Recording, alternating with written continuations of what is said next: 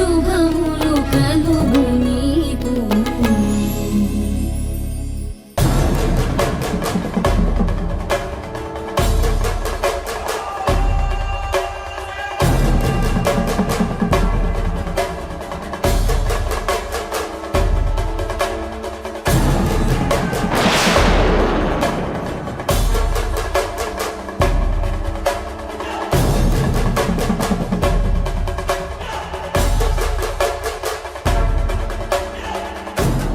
రమేష్, ఏ Ramesh, madam నీకు అసలు మేనస్ ఉందా? ఇంటికి ఎవరైనా వచ్చినప్పుడు వాళ్ళని వెయిటింగ్ హాల్లో కూర్చోబెట్టి నాకు ఇన్ఫార్మ్ చేసి నేను ఓకే అన్న తర్వాత వాళ్ళని పంపాలి కదా. అరుంధతి, పాపం అతన్నేమనుకో. మేం ఈ ఇంటికి బంధువులం అని చెప్పేసరికి తను పంపించేశాడు. Sorry madam. వెళ్ళో. ఏంటి ఊరి పెద్దలతో వచ్చావు? మళ్ళీ ఏదైనా పంచాయతీ పెట్టావా?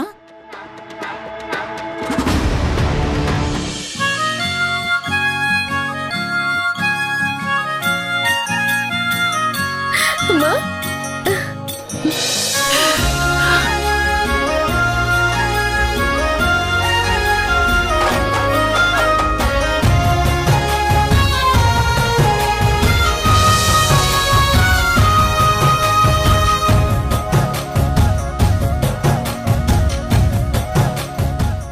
మీరేంటి ఇలా వచ్చారు?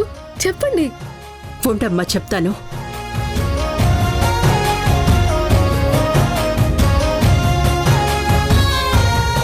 అది అరుంధతి, మేమెందుకొచ్చామంటే అదే నువ్వు కోరినట్టుగా పాక్ఫెరా జరిపించాం. మరి ఆ తర్వాత తర్వాత ఏంటి?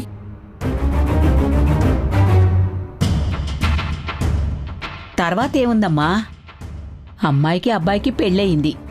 పెళ్ళయ్యాక అన్ని సాంప్రదాయాలు జరిగాయి. ఆ శుభకార్యం కాస్త జరిపించేస్తే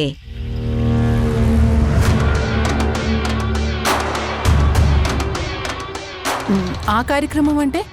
అదే అరుంధతి, శోభనం శోభనం శోభనం శోభనం.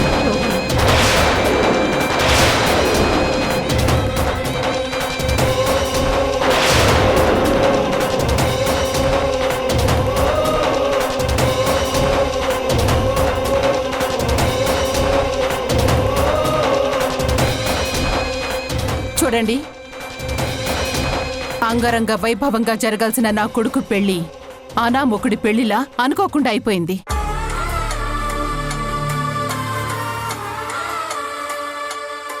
అది దేవుడి గుళ్ళో జరిగింది కాబట్టి, ఈ ఊరి పెద్దలంతా చెప్పారు కాబట్టి, పెద్దల నిర్ణయాన్ని గౌరవించి దేవుడి తీర్పుగా భావించి ఆ అమ్మాయిని ఈ ఇంట్లోకి రానిచ్చాను.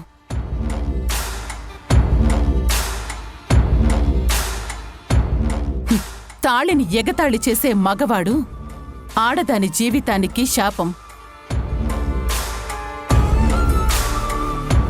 నా కొడుకు అలాంటివాడు కాదని చెప్పడానికే తనని ఇక్కడ ఉండనిస్తున్నాను.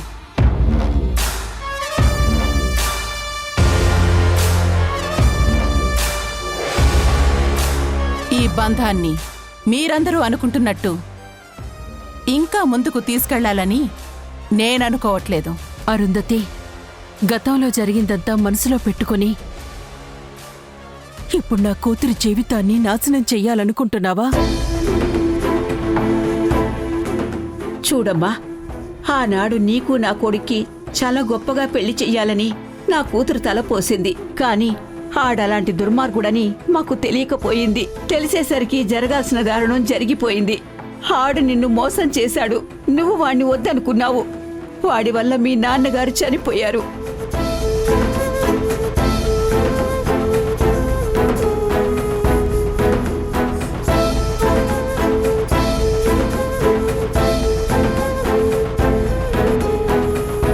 ఆ కోపాన్నంతా నీ మనసులోనే దాచుకుని 20 ఏళ్లుగా పగని పెంచుకుని ఇప్పుడు అదంతా తీర్చుకోవాలని చూడటం దారుణం కదమ్మా.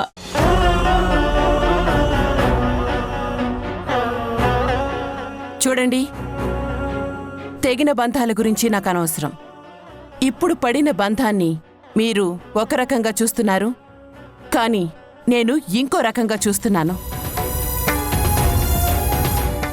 ఇప్పటి వరకు జరిగిందే ఎక్కువ, ఇంకేది జరగదు, మీరు వెళ్ళొచ్చు. దీని అర్థం ఏంటి అరుంధతి? పసుపు తాడు పడిన నా కూతుర్ని ఈ ఇంటికి కోడలిగా ఒప్పుకున్నట్ట, లేకపోతే ఆ పసుపు తాడునే పలుపు తాడుగా మార్చి నా కూతుర్ని పని మనిషిగా చేసుకున్నట్ట?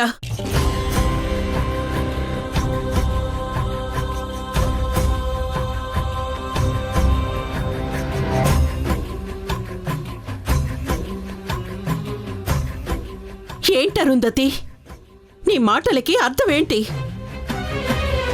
వాళ్ళిద్దరి మధ్య పడిన తాళి బంధాన్ని నువ్వు ఇంకో రకంగా చూస్తున్నావంటే అర్థమేంటి?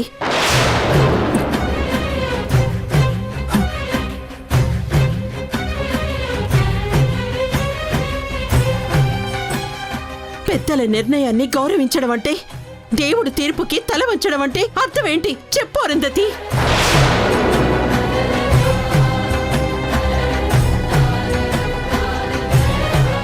చెప్పు అరుంధతి, నా కూతుర్ని నువ్వేం చేద్దామనుకుంటున్నావో చెప్పు. మీ కూతురు జీవితాన్ని మేమేమీ చెయ్యాలనుకోవటం లేదు. ఎప్పటి వరకు జరిగింది చాలని చెప్తున్నాం. ఇంకా ఏదేదో చేసి నా మనవడి జీవితాన్ని పూర్తిగా నాశనం చేయకని చెప్తున్నాం.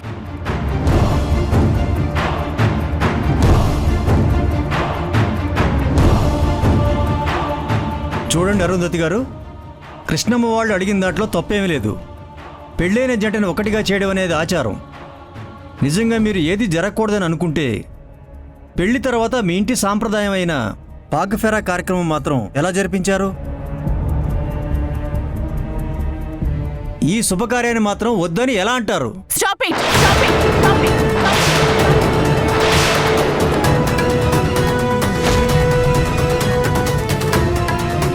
ఇంకెవ్వరు ఒక్క మాట కూడా మాట్లాడద్దు. వెళ్ళండి. మీరు పొమ్మంటే పోవడానికి రాలేదు మేము. ఈ ఊరి పెద్దలమైన మా జోక్యంతో జరిగిన పెళ్లి ఇది. అందుకే ఇప్పుడు మిమ్మల్ని నిలదీద్దామని అందరం కలిసి వచ్చాం.